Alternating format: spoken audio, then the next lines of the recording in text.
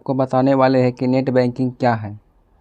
दोस्तों, net banking को internet banking या ऑनलाइन बैंकिंग भी कहा जाता है।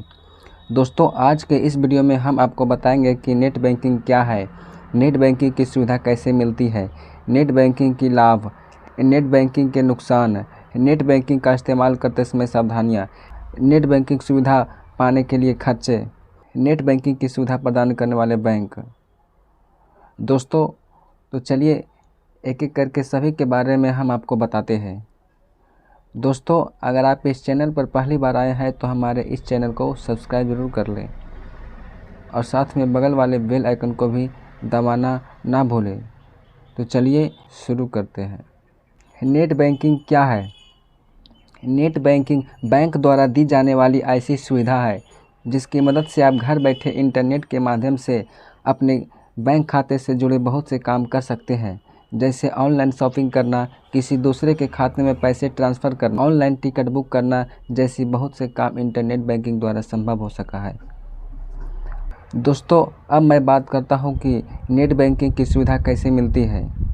अगर आपने बैंक में नया खाता खुलवाया है तो आपसे फॉर्म भरते समय इस सुविधा के बारे में पूछा गया होगा, तब आपको यह सुविधा उसी समय मिल जाती है और आपको आपके खाते का यूज़र नेम और पासवर्ड दे दिया जाता है।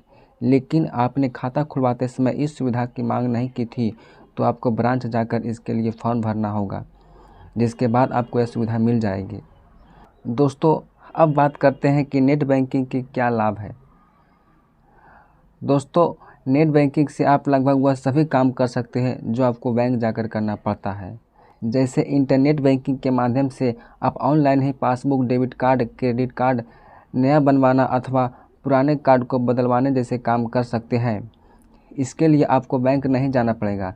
साथ ही नई चेकबुक और पासबुक के लिए भी आप नेट बैंकिंग के जरिए आवेदन कर सकते हैं।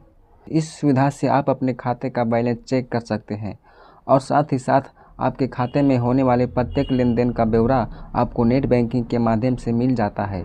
इसके लिए आपको बैंक जाकर पासबुक में प्रिंट करवाने की ज़रूरत नहीं है और इसकी मदद से आप ऑनलाइन खरीदारी कर सकते हैं। साथ ही मोबाइल रिचार्ज करवाना, बीमा पॉलिसी की किस्त भरनी हो या फिर डीटीएच का रिचार्ज करवाने जैसे काम भी इस सुविधा से संभव हो सका है। बैंक की छुट्टी होने अथवा बैंक के बंद होने के बाद भी आप इंटरनेट बैंकिंग के माध्यम से पैसे ट्रांसफ़र कर सकते हैं। दोस्तों, अब मैं बात करता हूं कि इंटरनेट बैंकिंग के नुकसान, यानी कि इंटरनेट बैंकिंग के क्या क्या नुकसान है। तो दोस्तों, जहां इंटरनेट बैंकिंग के इतने सारे लाभ हैं तो कुछ इसके नुकसान भी है, लेकिन अगर आप इसका इस्तेमाल बेहद सावधानी से करते हैं तो ज़रूर यह चीज़ आपके लिए फ़ायदेमंद साबित हो सकती है। दोस्तों, अगर आप इंटरनेट बैंकिंग का इस्तेमाल करते समय लापरवाही करते हैं तो आपके खाते के हैक होने की संभावना बढ़ जाती है। इंटरनेट बैंकिंग जिस खाते में सक्रिय रहती है, हैकरों को ऐसे खाते का निशाना बनाने में आसानी होती है। इंटरनेट बैंकिंग के माध्यम से लेन देन करने पर भूल से अगर किसी गलत व्यक्ति के खाते में पैसे ट्रांसफ़र हो गए तो यह आपके लिए काफ़ी बड़ी परेशानी हो सकता है। नए व्यक्ति के लिए इंटरनेट बैंकिंग को समझना थोड़ा मुश्किल भरा हो सकता है। इसके लिए कुछ बैंक डेमो अकाउंट भी प्रदान करती है, जिसके माध्यम से आप इंटरनेट बैंकिंग का इस्तेमाल करना सीख सकते हैं, लेकिन हर बैंक यह सुविधा नहीं देती है। ऐसे में आपको थोड़ी परेशानी का सामना करना पड़ सकता है। दोस्तों, एक महत्वपूर्ण बात यह है कि इंटरनेट बैंकिंग का पासवर्ड उसी तरह से काम करता है जैसे आपकी तिजोरी की चाबी। आपका यूज़र नेम और पासवर्ड आपके खाते की चाबी होती है। अगर आप इसका इस्तेमाल सावधानी से नहीं करते हैं और पासवर्ड किसी गलत व्यक्ति के हाथों में पड़ गया तो वह आपको आर्थिक रूप से नुकसान पहुंचा सकता है। इसलिए अपने यूज़र नेम और पासवर्ड को हमेशा सावधानी के साथ प्रयोग करें। दोस्तों, अब मैं आपको बताता हूं कि इंटरनेट बैंकिंग का इस्तेमाल करते समय सावधानियां, यानी कि इंटरनेट बैंकिंग के इस्तेमाल करते समय कौन कौन सी सावधानियां बरतनी चाहिए। तो दोस्तों, जहां इंटरनेट बैंकिंग के इतने सारे फ़ायदे हैं तो कुछ नुकसान भी है।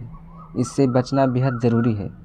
दोस्तों, इंटरनेट बैंकिंग का इस्तेमाल कभी भी किसी दूसरे कंप्यूटर अथवा लैपटॉप में ना करें।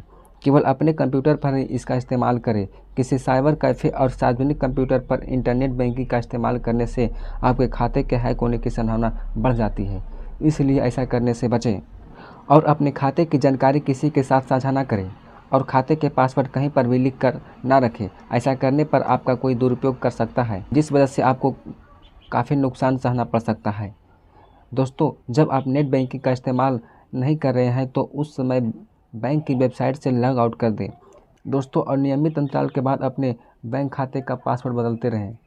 दोस्तों, मैं अब बात करता हूं कि नेट बैंकिंग सुविधा पाने के लिए खर्चे। तो दोस्तों, आज पूरा युग डिजिटल की ओर बढ़ रहा है। ऐसे में सभी बैंक अपने ग्राहकों के लिए इंटरनेट बैंकिंग की सुविधा उपलब्ध करवाती है और यह सुविधा पूरी तरह से फ्री होती है। इसके लिए आपसे किसी प्रकार का कोई शुल्क नहीं लिया जाता है। अब मैं बात करता हूं कि इंटरनेट बैंकिंग की सुविधा प्रदान करने वाले बैंक। दोस्तों, लगभग अधिकांश बैंक ऐसा है जो आपको इंटरनेट बैंकिंग की सुविधा देती है। आपकी बैंक इंटरनेट बैंकिंग की सुविधा देती है या नहीं, इसके लिए आपको अपनी ब्रांच से संपर्क करना होगा। अगर आपकी बैंक यह सुविधा देती है तो आप बहुत ही आसानी से इसका इस्तेमाल कर सकते हैं। दोस्तों, अगर आप इस चैनल पर पहली बार आए हैं तो हमारे इस चैनल को सब्सक्राइब जरूर कर लें और साथ में बगल वाले बेल आइकन को भी दबा लें।